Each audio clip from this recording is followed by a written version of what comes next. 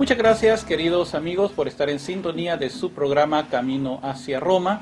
Una alegría para mí poder estar nuevamente con todos ustedes. Reciban un saludo todos nuestros amigos que nos sintonizan a través de Radio María El Salvador, 800 AM para la zona central y paracentral y 1150 AM para la zona oriental. También un saludo muy fraterno para nuestros amigos de Radio María Ecuador y para Radio María Panamá, que también están en sintonía de Camino hacia Roma. Y también para ustedes, queridos amigos, que nos están viendo a través de Canal 57, Canal Católico de El Salvador. Estuvimos tratando la semana anterior, en el programa anterior, el tema sobre María y el plan de la salvación. Y vamos a continuar este tema. Hemos estado hablando algunos pasajes, si usted recuerda, en el programa anterior estuvimos hablando sobre cómo hubieron dos mujeres en el plan de la historia, en la historia de la humanidad. Estas dos mujeres, hablábamos en el programa anterior, una desobedece, la otra obedece. Encontramos dos frutos, un fruto trae la muerte, el otro fruto trae la vida, y también estuvimos viendo cómo a través de María comienza a tener forma ese plan que Dios tenía diseñado para que nosotros pudiéramos llegar a la salvación.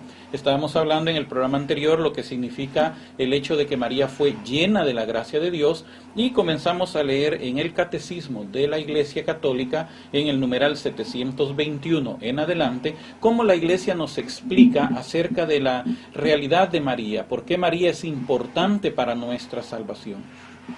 Porque María no es una mujer como cualquier otra, como se nos enseña o como se me enseñó a mí fuera de la Iglesia Católica, incluso llegar a la parte de la blasfemia, decir que era un demonio, sino que María pues es una mujer importante para nosotros, para nuestra salvación. Hablábamos en el programa anterior que si Dios es poderoso, y todos nosotros lo sabemos, es pues todopoderoso, no hay nada imposible para Él, pero en todo su poder necesitó el concurso de una mujer, en este caso de María, para poder realizar el plan de salvación para cada uno de nosotros. También explicábamos que María no es una diosa, como se enseña fuera de la Iglesia Católica, que nosotros no adoramos a María, la honramos, la amamos, la veneramos, pero solamente a nuestro Dios adoramos. Pero estábamos viendo también con respecto a María en el numeral 721 del Catecismo, lo vamos a retomar nuevamente, pues lo vamos a leer para poder entrar ya al tema propiamente dicho. María, la Santísima Madre de Dios, la siempre Virgen, es la obra maestra de la misión del Hijo y del Espíritu Santo en la plenitud de los tiempos. Por primera vez en el designio de salvación, y porque su Espíritu la ha preparado, el Padre encuentra la morada en donde su Hijo y su Espíritu pueden habitar entre los hombres. Por ello, los más bellos textos sobre la sabiduría, la tradición de la Iglesia los ha entendido frecuentemente con relación a María. María es cantada y representada en la liturgia como el trono de la sabiduría. En ella comienzan a manifestarse las maravillas de Dios que el Espíritu va a realizar en Cristo y en la Iglesia. Y estábamos hablando también en el programa anterior cómo Dios, siendo Dios, prepara a María para poder encarnarse en ella, y cómo prepara el cuerpo de María. Estuvimos hablando acerca de la Inmaculada Concepción, lo que significa la Inmaculada Concepción, no como se dice fuera de la Iglesia, que creen que la Inmaculada Concepción es que María fue concebida por obra del Espíritu Santo al igual que Jesús. No, María fue concebida como cualquier ser humano a través de sus padres Joaquín y Ana, cuyos nombres no aparecen en nuestra Biblia, pero sí en documentos extrabíblicos que son parte de la tradición de la Iglesia, pero que en el momento de la concepción, en el momento en que se hace esa unión de la concepción de María, Dios ya tenía preservada a María. En ese momento la cubre, desde ese primer momento la cubre, y explicábamos que lo que nosotros recibimos el día de nuestro bautismo, que nos limpia de esa mancha de pecado original, María lo recibe en el momento mismo de su concepción. Pero también María es preservada de toda contaminación de pecado, es preservada de toda concupiscencia. En el numeral 722 del Catecismo estamos ya tomando esta idea y dice de la siguiente manera: el Espíritu Santo preparó a María con su gracia. Convenía que fuese llena de gracia la madre de aquel en quien reside toda la plenitud de la divinidad corporalmente, como lo dice Colosenses capítulo 2, versículo 9. Ella fue concebida sin pecado, por pura gracia, como la más humilde de todas las criaturas. la más capaz de acoger el don inefable del Omnipotente. Con justa razón el ángel Gabriel la saluda como la hija de Sión. Alégrate. Cuando ella lleva en sí al Hijo Eterno, es la acción de gracia de todo el pueblo de Dios y por tanto de la Iglesia. Esa acción de gracias que ella eleva en su cántico al Padre en el Espíritu Santo. Ella fue preparada con la gracia de Dios. En las letanías nosotros encontramos algo que, pues, cuando yo comienzo a estudiar la doctrina católica, comienzo a conocer el rosario, comienzo a rezar el rosario, y esa fue una experiencia muy interesante, porque cuando yo rezo el rosario por primera vez, yo tomo la camándula, como le llamamos nosotros acá en El Salvador, tomo el rosario y yo le digo, bueno, Señor, yo no sé si esto te desagrada, a mí me han dicho que esto es una invocación de demonios, esto es vanas repeticiones, pero si voy a ser católico yo tengo que saber rezar el rosario, porque el católico reza el rosario. Entonces tomo y comienzo a hacer por primera vez ese rosario, y créame, mi querido amigo, yo experimenté en ese momento una presencia de Dios tan especial, como casi nunca la había sentido, en donde estoy dándole a nuestra Madre Santísima, como dice la misma historia del Rosario, estoy dándole ese amor a ella, esa devoción, ese respeto a través de toda esa oración y a través de la meditación de cada uno de los misterios. Pero cuando yo llego a la parte de las letanías, yo empiezo a encontrar algunas cosas que me fueron poniendo en qué pensar y que traté de entender. Ahora, mi querido amigo, toda la iglesia, toda la doctrina de nuestra iglesia tiene lógica. Recuerde que yo le decía que pues parte del estudio que nosotros hicimos como la teología era también estudiar en la parte de la filosofía y poder entender, no solamente contentarse que le digan 2 más 2 es 4, sino que entender la razón, poder entender por qué 2 más 2 es 4, no se diga en aspectos de teología. Y una de las cosas que yo escuché, que yo vi en la letanía, es que a María se le llama Arca de la Alianza. Al principio yo no entendía por qué se le llamaba Arca de la Alianza. Porque el Arca de la Alianza, el Arca del Pacto, como se le llama en algunas versiones, era un objeto en el Antiguo Testamento que representaba la presencia misma de Dios. Si usted ha leído, por ejemplo, en el libro de Éxodo, que es donde Dios da los lineamientos de cómo tenía que construirse este objeto, Dios le dice a Moisés, prepárate una caja de madera, le da las especificaciones de qué madera era, qué medidas debía de tener, prepara esa caja y a esa caja luego fórrala con oro.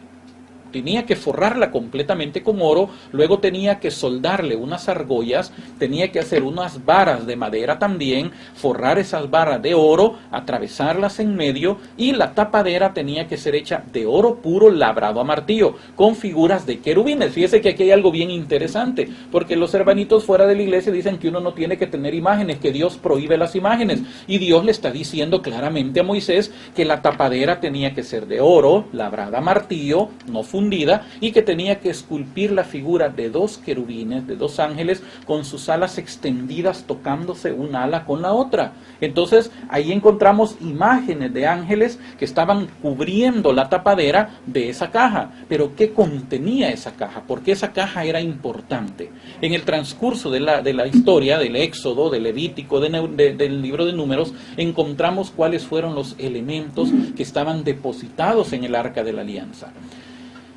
Cuando Dios habla con Moisés y le entrega las tablas de la ley, la segunda vez que se las entrega, recuerde que las primeras tablas las quebró Moisés en un arrebato de cólera que él tuvo al ver al pueblo desenfrenado. Las segundas tablas, Dios le ordena a Moisés depositarlas dentro del arca. Ese fue, pues si queremos llamarlo así, el primer objeto o los primeros objetos que fueron depositados dentro del arca, las tablas de la ley. Luego Dios le da la orden a Moisés, toma una copa de tanta medida y deposita en esa copa un poco del maná, tanta cantidad de maná, el pan caído del cielo, y deposita esa copa dentro del arca. Y luego más adelante se da otra historia en donde la familia sacerdotal, la familia de los levitas, se rebela contra Aarón para que ellos también querían tener acceso al templo, querían tener acceso a los sacrificios, al sacerdocio, y se da aquella famosa rebelión de Coré. Cuando termina esa rebelión, entonces viene Dios y le ordena, hace una orden ahí que cada uno de los príncipes de Israel, de las 12 tribus, cada uno lleve una vara delante de Moisés. Moisés las pone esas varas delante de la presencia de Dios en el tabernáculo y al siguiente día saca todas las varas y la peculiaridad es que la vara de Aarón había reverdecido, había sacado flores, había echado frutos, entonces había reverdecido, un palo seco había sacado frutos, flores, hojas. Entonces esa era la señal que Aarón, de la familia de Leví, era el que había recibido de parte de Dios el sumo sacerdocio. Entonces luego Dios le dice a Moisés que esa vara de Aarón que había florecido, que representaba la autoridad de Aarón como sacerdote, también fuera depositada dentro del arca de la alianza. Entonces encontramos tres objetos o tres elementos importantes dentro del arca de la alianza. Primero, dijimos, las tablas de la ley. Segundo, la copa de maná. Tercero, la vara de Aarón que reverdeció. ¿Qué significa todo esto, queridos amigos? ¿Por qué estamos hablando de esta situación? Si nosotros vemos a Cristo representado en cada uno de esos elementos, nos damos cuenta que en Cristo se cumplen esas tres funciones importantes. Cristo como la palabra de Dios. Usted recuerda que en Juan capítulo 1 dice claramente, en el principio era el verbo o la palabra estaba con Dios y el verbo era Dios. Yo quiero que tome nota de lo que estoy diciendo, porque en las versiones de algunos señores que andan tocando las puertas, vendiendo revistas o regalándolas, hoy no sé qué es lo que hacen, ellos dicen que Jesús no era Dios y en la Biblia de ellos precisamente dice que el verbo era un Dios con D minúscula. Esa es una manipulación del texto bíblico que ellos han hecho en su versión. El texto original dice claramente que el verbo era Dios, afirmando la divinidad de nuestro Señor Jesucristo. Entonces encontramos las tablas de la ley, una tipología de Cristo como el verbo de Dios, la palabra eterna de Dios. La copa de maná, que es lo que Jesús habló y lo mencionábamos en un programa anterior, yo soy el pan vivo que bajó del cielo. Moisés no les dio el pan del cielo, yo soy el pan que ha bajado del cielo. Entonces encontramos el maná como una representación de Cristo, que es el verdadero pan que da la vida. Y luego encontramos la vara de Aarón que reverdeció. Cristo, como lo describe el libro de la Epístola de los Hebreos, como nuestro sumo y eterno sacerdote. Entonces encontramos a Cristo en esos tres elementos: palabra de vida, pan de vida, sacerdote eterno.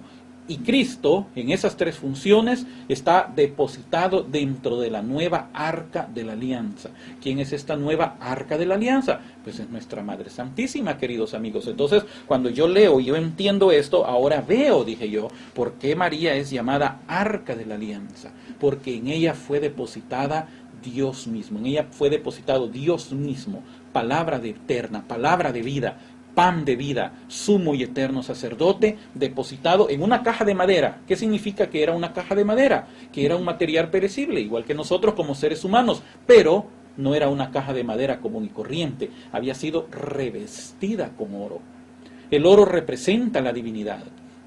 Dios le da parte, comparte su divinidad, no que la convierte en diosa, porque recuerde que también Dios va a compartir parte de esa naturaleza con nosotros, como dice también la epístola de San Juan, que un día le veremos a Él y seremos semejantes a Él, porque le veremos a Él tal y como Él es. Pero en este caso María es revestida con la gracia de Dios, es revestida con esa preciosa presencia de Dios mismo en ella, se deposita a Cristo, se deposita a través del Espíritu Santo y luego viene una tapa de oro que la cubre completamente. Aquí estamos hablando ya de la perpetua virginidad de María.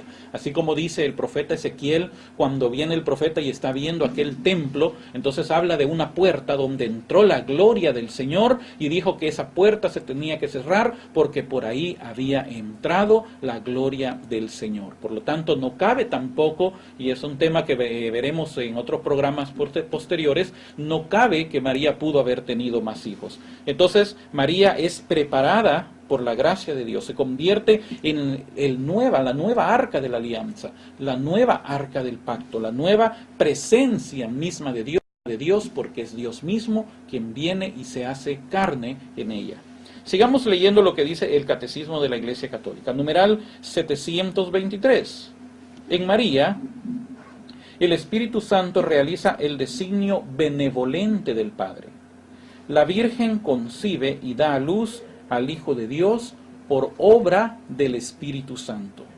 Su virginidad se convierte en fecundidad única por medio del poder del Espíritu y de la fe. ¿Qué es lo que nos está diciendo acá el catecismo? La Virgen concibe, da a luz al Hijo de Dios por obra del Espíritu Santo. Y aquí es donde nosotros vemos algo que realmente como católicos, como cristianos nos tiene que emocionar, querido amigo. Porque ahora encontramos a una criatura, a María, una criatura hecha especialmente por Dios, para Dios, pero que es una criatura que ahora está por darle vida, por darle el cuerpo, por darle el ser a aquel quien la creó a ella misma. Imagínense, por eso es que también encontramos en las letanías otra parte que dice Madre del Creador, porque ahora María se convierte en la madre de quien lo ha creado a él. Y créame, amigo, que esto realmente es un privilegio grandísimo que tiene nuestra Madre Santísima, porque ella en su seno pudo llevar a aquel que, como la Biblia lo describe, ni los cielos de los cielos pueden contener su gloria, pero pudo engendrarse y pudo estar en el vientre de nuestra Madre Santísima. Por eso es que la palabra de Dios en Apocalipsis capítulo 12 nos habla de aquella lucha que el dragón, el enemigo, el diablo, tiene en contra de María y en contra de la descendencia de María, porque en María se cumple, está por cumplirse el plan de Dios, en donde Dios mismo va a tomar esa naturaleza humana, esa forma de ser como nosotros. En este momento Dios mismo está haciéndose hombre, siendo Dios en el cuerpo de una mujer que fue creada por Él mismo. Y esto es lo que no soporta el diablo, queridos amigos. Por eso es que María es atacada, por eso es que nuestra iglesia es atacada, y por eso es que usted, mi querido amigo, como católico que ama y defiende a María, va a ser siempre atacado, porque nosotros amamos a esta mujer que le dio el ser a Dios mismo. Y este es un misterio importante. El diablo odia esa situación. Él no soporta. Porque imagínense, si nosotros leemos al leer la palabra de Dios y vemos la creación de estos seres espirituales, tanto en el libro de Isaías como en el libro de Ezequiel, nos describe la formación, la creación de este ser espiritual llamado Luzbel, luz bella, un querubín protector, como la Biblia lo narra, un querubín que se rebela contra Dios, se llena de soberbia queriendo ocupar el trono de Dios, y ahí es donde Dios viene y lo destrona, le retira su gracia, lo convierte en un ser desgraciado. ¿Qué significa eso? Que Dios le retira su favor. Y al retirarle su favor, luego dice la palabra de Dios que Dios crea al hombre un poco inferior a él, un poco inferior a los ángeles, pero a este ser humano lo coronó de gloria y de honra. Y no solamente eso, sino que ahora viene y toma a una criatura, nuevamente lo repito, para poderse engendrar. Y ahora María, una criatura, se convierte en la madre del Creador. Y el diablo no soporta eso. ¿Cómo es posible que esta criatura, esta muchacha, ahora se convierta en la mamá de mi Creador? Y aquí hay un problema, querido amigo. Este pobre ser espiritual y todos aquellos secuaces que lo siguen a él en el ataque a nuestra Madre Santísima, como dice un escritor antiguo, San Luis María Griñón de Montfort, en su libro El Tratado a la Verdadera Devoción, dice claramente que solamente aquellos que tienen en su corazón herejía o que tienen en su corazón una actitud totalmente contraria a la voluntad de Dios, atacan a María y odian a María porque no son de Dios, no son hijos de Dios. Porque el enemigo, al darse cuenta que María ahora es la madre de quien lo creó a él se mete en un terrible problema al estar queriéndola atacar. Y encontramos aquí que María se convierte en este templo, en este sagrario. Ella da luz a Dios mismo, mi querido amigo. Yo me pongo a pensar, qué impresionante tuvo que haber sido eso. Los ángeles han de haber quedado impresionados al ver nacer a Dios a través de un ser humano, al ver a su Dios, a su Señor, a su Creador, ahora en una figura de un bebé en los brazos, alimentándose del pecho de un ser humano creado inferior a ellos. Ver a Dios ahora creado o habiéndose hecho inferior a ellos mismos por ser humano, pero sin dejar de ser Dios. Sigamos leyendo lo que dice el Catecismo. Numeral 724. En María, el Espíritu Santo manifiesta al Hijo del Padre, hecho Hijo de la Virgen. Ella es la zarza ardiente de la teofanía definitiva. Teofanía quiere decir es una manifestación de Dios. llena del Espíritu Santo, presenta al Verbo en la humildad de su carne, dándolo a conocer a los pobres y a las primicias de las naciones. Y aquí encontramos algo bien interesante. Dios, como mencionamos, toma de María la parte humana. Cuando nosotros hacemos un pensamiento, una reflexión de esto, y yo tengo la oportunidad de compartir este tema en alguna comunidad, siempre a los hermanos que tengo cerca yo les hago la pregunta: ¿y usted es más hijo de su mamá o más hijo de su papá? Algunas personas responden: no, yo soy más hijo de mi papá, o yo soy más hijo de mi mamá. Pero cuando nosotros estudiamos genética, nosotros nos damos cuenta que el ser humano está constituido o está formado por unos elementos químicos, si lo queremos llamar así, que son o se llaman cromosomas. Son 24 pares de cromosomas que los seres humanos tenemos. El último par de cromosomas define si somos varón o somos hembra. ¿Qué es lo que ocurre en esta situación? Que el hombre pone la mitad de cromosomas y la mujer pone la otra mitad de cromosomas. Ambos se unen y forman a un nuevo ser. Cuando usted fue concebido, cuando yo fui concebido, mi padre y mi madre pusieron cada uno su parte de su genética, de su naturaleza. Por eso es que uno tiene ciertos rasgos que vienen de un padre o ciertos rasgos que vienen de la madre, o tal vez vienen por parte de la familia paterna o de la familia materna. Entonces, cuando hace esto mismo Dios se encarna de María. Dios como Padre, el Espíritu Santo, entra en María y Él pone su parte. ¿Cuál es la parte que pone Dios? La divinidad.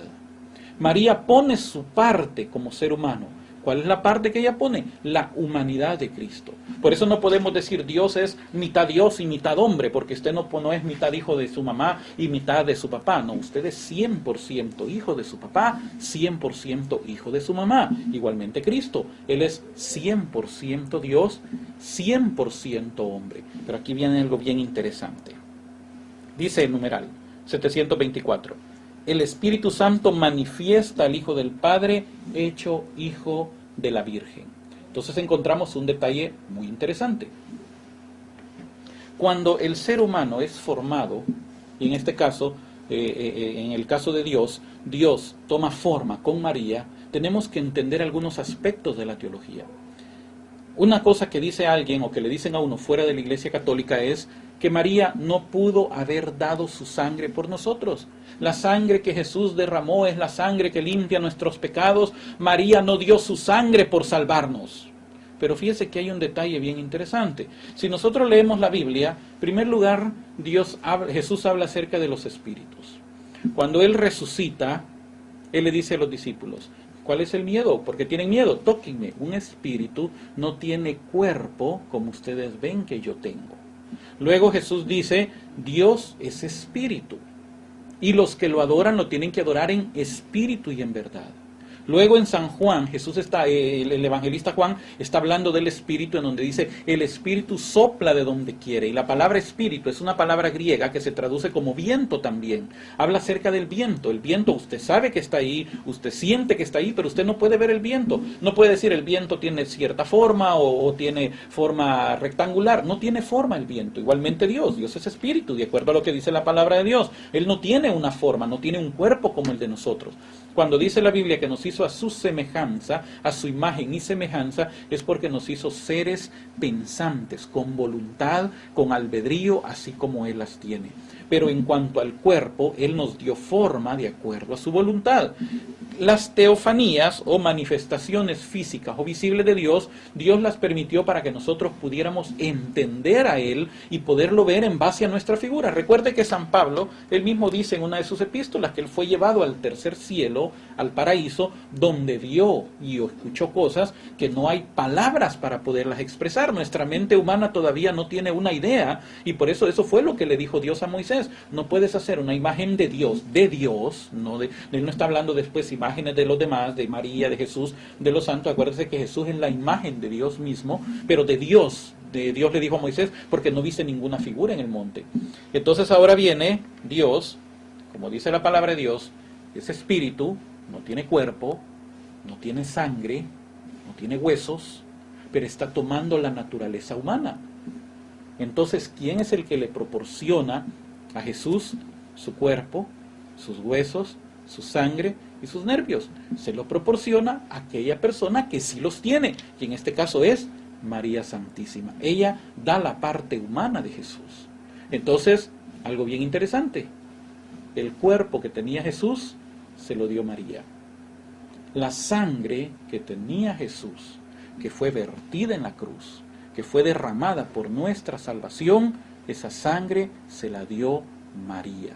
María le entrega la parte humana a Jesús para que a través de esa parte humana nosotros podamos tener acceso a la presencia de Dios. Y esto es un detalle bien interesante. Dios toma de María esa carne y esa sangre que después Jesús entrega por nosotros. Por eso cuando le digan a usted, María no dio su sangre por nosotros, usted dígale, bueno, ¿y qué acaso Dios tiene sangre? Porque hasta donde yo tengo entendido, la sangre que derramó Jesús, esa sangre se la dio María Santísima para la salvación del ser humano. Por eso María es importantísima en el plan de salvación para nosotros. Sigamos leyendo el Catecismo de la Iglesia. Numeral 725. En fin, por medio de María, el Espíritu Santo comienza a poner en comunión con Cristo a los hombres, objeto del amor benevolente de Dios, y los humildes son siempre los primeros en recibirle, los pastores, los magos, Simeón y Ana, los esposos de Caná y los primeros discípulos. En María el Espíritu Santo comienza a poner en comunión con Cristo a los hombres. Si usted recuerda, el texto base que usamos para iniciar esta charla fue aquel texto que dice que hay un solo Dios. Estamos en 1 Timoteo, hay un solo Dios y un solo mediador entre Dios y los hombres, que es Jesucristo. Pero a través de María, el Espíritu Santo comienza a preparar ese puente que nos permite a nosotros ahora llegar a la salvación. Sí, es cierto, Cristo es el mediador entre Dios y los hombres, pero ese mediador vino a través del sí, a través de la entrega, de la voluntad, a través de la obediencia de María Santísima. Y ahí es donde San Bernardo le llama con toda propiedad canal de gracia, porque a través de ella fluye esa gracia.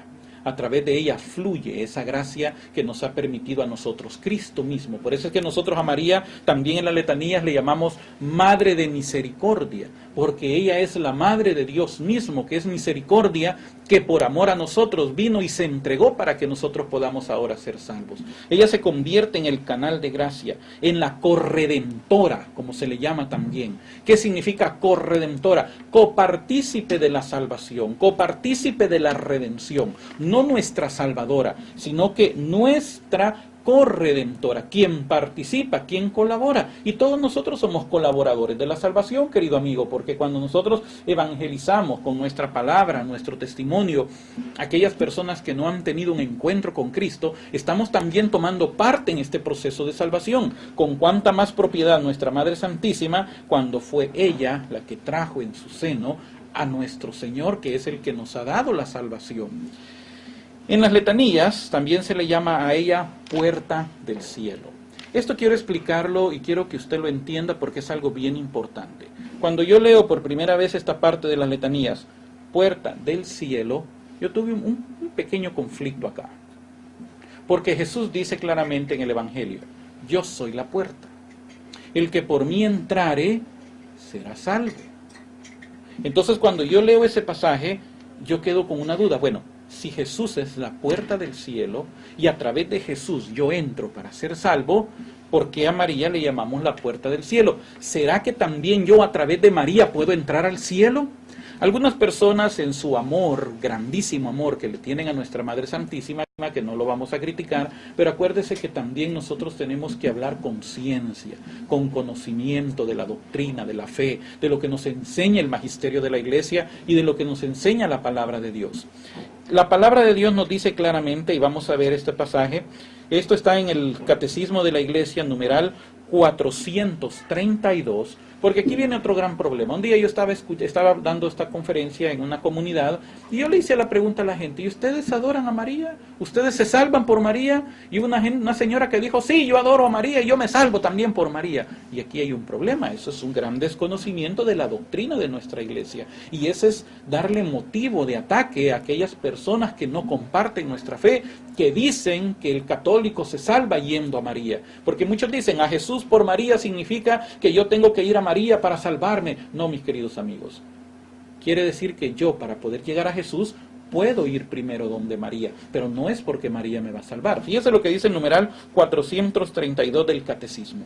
El nombre de Jesús significa que el nombre mismo de Dios está presente en la persona de su Hijo, hecho hombre para la redención universal y definitiva de los pecados. Él es el nombre divino, el único, lo dice el Catecismo de la Iglesia, por lo tanto lo está diciendo nuestra Iglesia, el único que trae la salvación. Y de ahora en adelante puede ser invocado por todos porque se ha unido a todos los hombres por la encarnación. De tal forma que, como dice Hechos capítulo 4 versículo 12, no hay bajo el cielo otro nombre dado a los hombres por el que nosotros podamos salvarnos, solamente a través del nombre de Cristo nuestro Señor. Entonces, ¿qué significa? Que María es la puerta del cielo. Quiere decir que entonces yo voy a escoger entre o Jesús o María, voy a ver por cuál de las dos puertas voy a entrar, o voy a entrar por la puerta de Jesús o voy a entrar por la puerta de María. No es así, mi querido amigo.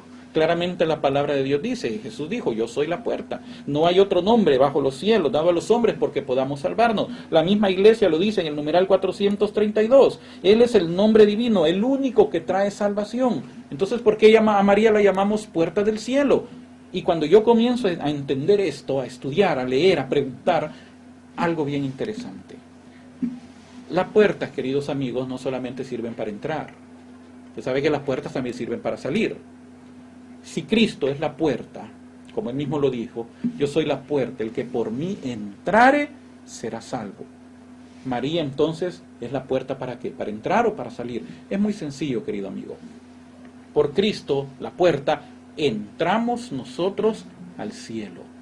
Por María, la puerta, el cielo entró a nosotros. Cuando el Verbo se hizo carne y habitó entre nosotros. Dios mismo toma a la Virgen, se hace carne, se hace parte de ella, María le da el ser, nace del seno de la Virgen, como leíamos en Gálatas, nació de mujer y a partir de María, María se convierte en la puerta por la cual Dios entra para poder habitar en medio de nosotros, para podernos salvar, y ahora viene Dios mismo en la persona de Cristo y Él se convierte ahora en la puerta por la cual nosotros podamos entrar a la presencia misma de Dios. Todo tiene un significado muy especial y muy correcto y muy concreto en la palabra de Dios y en la doctrina de nuestra iglesia, queridos amigos. Por eso es que María es preparada por el Espíritu Santo y a través de María comienza Dios a poner en comunión. Ella es madre de gracia, por eso le llamamos madre de gracia, porque la gracia es aquel favor inmerecido de Dios que nos permite a nosotros poder tener ese acceso a la presencia, ese acceso al perdón de Dios. La gracia es ese favor inmerecido que Dios nos ha dado, que nos extendió su favor, su perdón, su misericordia. Y ese favor, perdón, misericordia nos fue extendido a través de María, que fue la que concibió y trajo a quien nos ha venido a dar la salvación. Por eso María también es llamada Madre de Gracia. Numeral 726. Al término de esta misión del Espíritu, María se convierte en la mujer, nueva Eva, madre de los vivientes, madre del Cristo total. Así es como ella está presente con los 12 que perseveraban en la oración con un mismo espíritu. Y en el amanecer de los últimos tiempos que el Espíritu va a inaugurar en la mañana de Pentecostés con la manifestación de la iglesia. ¿Qué es lo que nos está diciendo el catecismo de la iglesia en este momento? Al término de esta misión del Espíritu, María se convierte en la nueva Eva, la nueva mujer. Lo que hablábamos al principio, aquella desobedece, María obedece.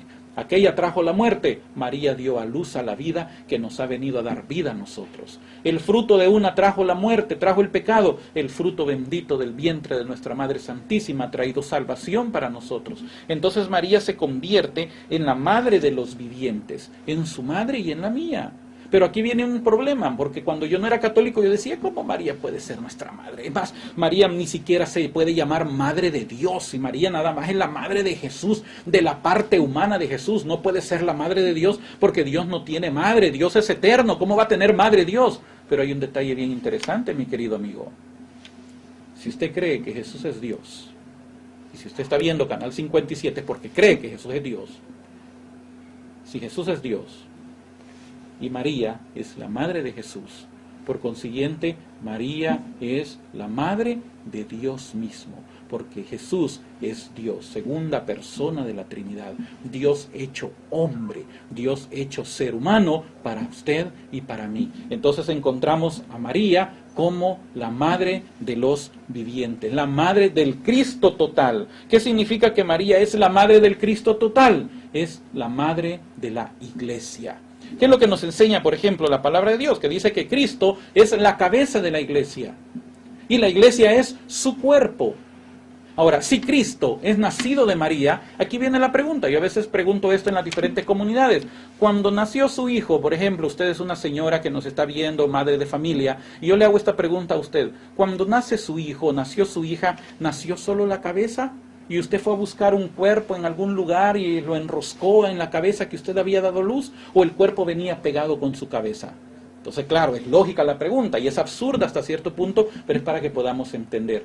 Cuando nace uno nace con su cabeza bien pegada a su cuerpo.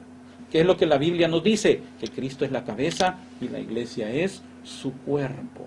La plenitud de aquel que lo llena todo en todo. Entonces, si María dio a luz a Cristo, que es la cabeza, en el momento que da a luz a Cristo, en ese mismo momento está dando luz a la iglesia. Con María nace la iglesia, con María nace usted y nazco yo, mi querido amigo. Y por eso ahora nosotros también nos podemos llamar hijos de María, porque somos hijos de la iglesia, somos el cuerpo de Cristo. Cristo es nuestra cabeza, nosotros somos el cuerpo y ambos nacimos en el momento que Cristo nació, en el momento que María dio a luz al Hijo bendito del Dios eterno. Por eso es que María se convierte en la cabeza, en la madre de la cabeza y en la madre de su cuerpo, y así como lo dice el catecismo, ella es la madre del Cristo total. Por eso es que en el momento de la cruz, Juan le dice Jesús le dice a Juan: hijo, ahí tienes a tu madre, y luego le dice a María: madre, ahí tienes a tu hijo. Y así como Juan la recibe en su casa, todo verdadero católico, todo verdadero cristiano recibe a María también en su casa. Para terminar este programa, queridos amigos, la Iglesia enseña que María puede interceder por nosotros, es nuestra intercesora. Un conflicto que tienen los hermanitos que no son católicos es que dicen que María no puede interceder por nosotros porque María está muerta. Ella murió como todo ser humano, está dormida, esperando el día de la resurrección para levantarse. Y por lo tanto ella no puede venir y no puede interceder. Pero Jesús da la respuesta claramente en el Evangelio de Lucas, cuando él dice: Dios no es Dios de muertos, sino Dios de vivos, porque para él todos están vivos, incluyendo y con grado supremo nuestra Madre Santísima. Entonces, ¿cuál es el labor? ¿Cuál es la parte importante también de María para nosotros? Es que ella es nuestra intercesora. Ella intercede por nosotros a Jesús. San Juan capítulo 2, versículo del 1 al 5 dice de la siguiente manera: 3 días después se celebraba una boda en Caná de Galilea, y estaba allí la madre de Jesús. Fue invitado también a la boda Jesús con sus discípulos, y no tenían vino, porque se había acabado el vino de la boda. Le dice a Jesús su madre: no tienen vino. Y si nosotros hacemos una recreación, yo me imagino a María acercándosele a Jesús con toda su prudencia, como dice la Biblia que ella era una mujer silenciosa, una mujer prudente que guardaba las cosas en su corazón. Se acerca y le dice a Jesús en el oído: no tienen vino, con aquella suavidad de que ella tiene. Jesús le responde: ¿qué tengo yo contigo, mujer? Mujer no le está hablando con desprecio, como se enseña, que dicen que ni Jesús le llamaba mamá. ¿Por qué le vamos a llamar madre nosotros? Jesús le decía mujer. No es un término de desprecio, era un término de amor que Jesús le dice: ¿qué tengo yo contigo, mujer? Todavía no ha llegado mi hora. Pero aquí viene María y hace algo importante. Ya no le dice más nada, se va donde los sirvientes y les dicen: hagan lo que Él les diga. Y compromete a Jesús en ese momento. Esto es lo que hace María por nosotros, querido amigo. ella intercede por nosotros. Ella está delante de Dios Padre intercediendo por cada uno de nosotros. ¿Por qué la iglesia? ¿Por qué nosotros le llamamos a María Madre Reina del cielo, de la tierra y de todo lo creado? Porque recuerde que Jesús, Él va a reinar, Él ya reina, Él es el Rey de reyes y Señor de señores. Y en la antigüedad a las madres de los reyes se les daba el título de reina. Y quieres saber un detalle bien importante, querido amigo, las madres de los reyes se sentaban en un trono a la derecha de sus hijos que eran los reyes. Recuerden el caso de Salomón. Salomón sentado en su trono cuando su madre Betsabé lo llega a visitar y él ordena que se ponga un trono a la derecha de él. Nuestra Madre Santísima también está a la derecha de Él como reina del cielo, de la tierra, de todo lo creado, porque es la mamá del Rey de Reyes y del Señor de Señores. Y dice la Biblia que cuando Jesús ascendió, se sentó a la diestra de Dios Padre. Entonces encontramos una figura muy interesante. Jesús sentado en el centro como Rey de Reyes, sentado a la diestra de Dios y con su madre sentado a su mano derecha también como reina del cielo, de la tierra y de todo lo creado. Y un detalle bien importante. Dice la Biblia que un día, mi querido amigo, usted y yo vamos a estar delante de la presencia de Dios. Dice la palabra de Dios que un día toda rodilla se doblará delante de Jesucristo. Y si María está sentada a su derecha como la reina, cuando usted esté delante de Dios, delante de Cristo, usted va a doblar su rodilla delante de Él, pero quien va a estar también a la par de Él va a ser su Madre Santísima, así que usted también va a doblar su rodilla delante de María Santísima. Y yo me pongo a pensar, si yo nunca hubiera conocido esto, si yo nunca hubiera entendido esto, hubiera llegado delante de la presencia de Dios, yo iba a llegar, iba a doblar mi rodilla, pero qué cara yo hubiera puesto, yo no sé qué cara hubiera puesto después que yo decía que María era un demonio y ahora verla sentada, gloriosa, junto a su Hijo como reina del cielo y de todo lo creado. Yo no sé qué cara hubiera puesto, querido amigo. Por eso nosotros tenemos que orar por aquellos que no entienden esto. Pedirle al Señor que les ilumine la mente para que puedan entender que María no es una mujer como cualquiera. Es la hija predilecta de Dios Padre. Madre de Dios Hijo, esposa, templo y sagrario de Dios Espíritu Santo, reina del cielo, de la tierra, de todo lo creado, madre de Dios, madre de Cristo, madre de la iglesia, madre suya y madre mía. Queridos amigos, como católicos, tenemos que amar a nuestra Madre Santísima.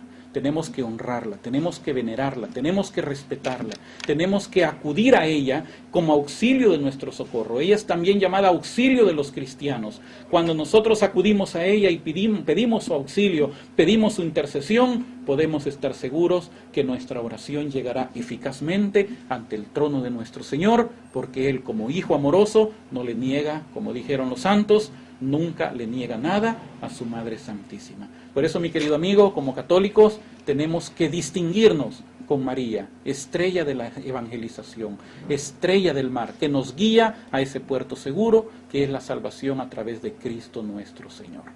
Muchas gracias por haber estado en sintonía de su programa Camino hacia Roma. Si usted tiene alguna pregunta o comentario, puede escribirnos al correo electrónico que ha salido en la pantalla. Y también recuerde que este programa usted lo puede ver los viernes a las 8 de la noche a través de Canal 57 y escucharlo en Radio María los días jueves a las 9 de la mañana y en Panamá los días domingos a las 3 de la tarde, hora de Panamá. Muchas gracias por haber estado en sintonía de Radio María y con la ayuda del Señor nos escucharemos y nos veremos en nuestro próximo programa. Alabado sea Jesucristo, con María por siempre sea alabado.